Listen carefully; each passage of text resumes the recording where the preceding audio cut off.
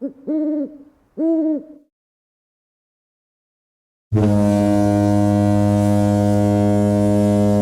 was time for my favorite part of the day. At night is when I get to be with my wife. As usual, Amelia would come in the room around midnight. She'll lie down next to me, then scooch over and hold me. "How's my big man doing today?" she said as she pressed her cheeks into mine. "Oh, you know how it is. Just getting by, one day at a time. I missed you though." "Oh, honey, I missed you too. This is our time, and we can't waste it." I turned over and faced her, then gently kissed her lips. "I wouldn't want to be anywhere but here, my love," I said with a hint of melancholy in my trembling voice. We held each other until she had to leave in the morning. I felt a light headache. I had to eat properly, and all I had was cereal. I prepared some cornflakes and ate it in bed.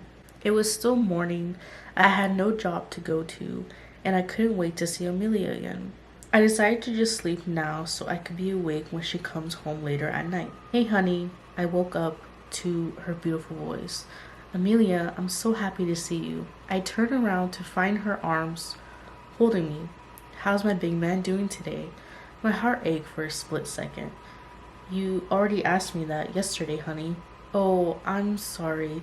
I'll say something else. I hope you had a good day." "Not really. I just waited for you. That would be the highlight of it." You know, this would be the highlight of my day too. I suddenly got a huge migraine. The pain was so intense. Are you okay, honey?" said Amelia as her voice began to crack. "Yeah, it's going away now. I feel better. Let me look at you again."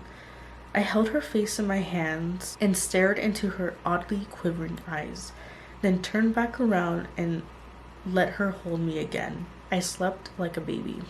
The next day, I took some aspirin and patiently waited for her all day. It was midnight again. She opened the bedroom door right on cue. "Hey there, my love. How was your day?" Can you maybe start asking different questions? It's getting a little repetitive. A sharp sudden pain in my head interrupted me. "I'm sorry, honey. I'll work on that." She began glitching out. "No, honey, please don't. What is happening?" she said as she completely vanished. A hologram appeared in front of me. "You have reached the end of your trial period for the Lost Lovers Midnight Embrace implant. To continue enjoying uninterrupted service, please update your payment information." As I finished sobbing, I laid in bed all alone. I made a new email and applied for a new trial. I couldn't afford to have my wife hold me every night.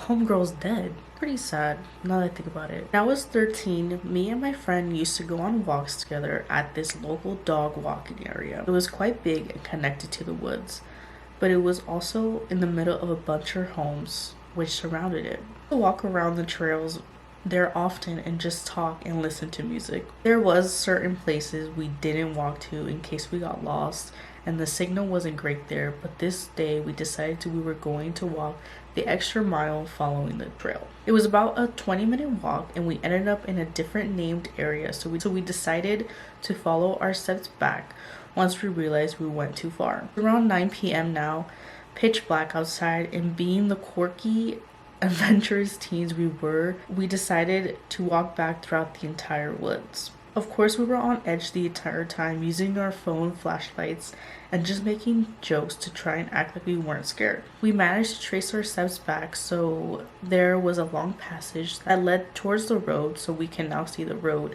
which was the entrance. We got about halfway down the path towards the entrance now when I stopped because I saw something in the distance. A tall, slender figure sprinted towards us, almost army marching, with his arms and legs straight and totally faceless.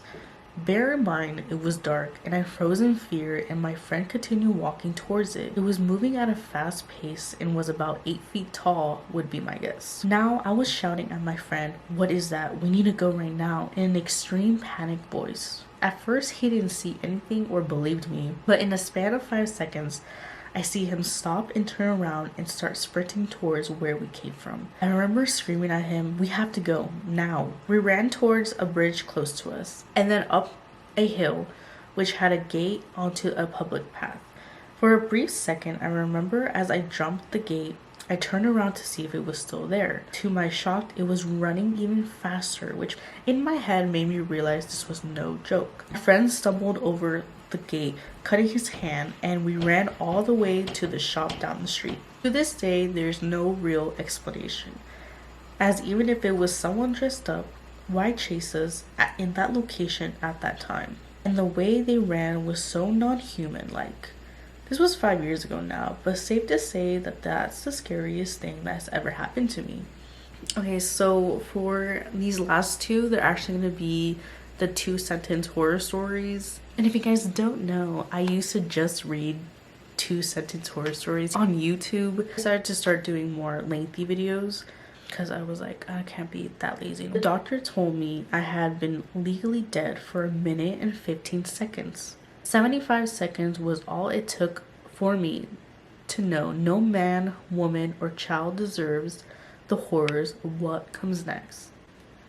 My parents lied when they said it would be fun to have a baby brother, so I'm sending him back where he came from. I'm not sure what temperature they had him at originally, but my mom usually bakes buns at 425 and he stopped crying pretty quick, so that must have worked. So that's all I have for tonight. If you guys enjoyed those stories, if you did, please like and subscribe. Follow me on Instagram if you like. I'm mainly active on there. That's it. Bye.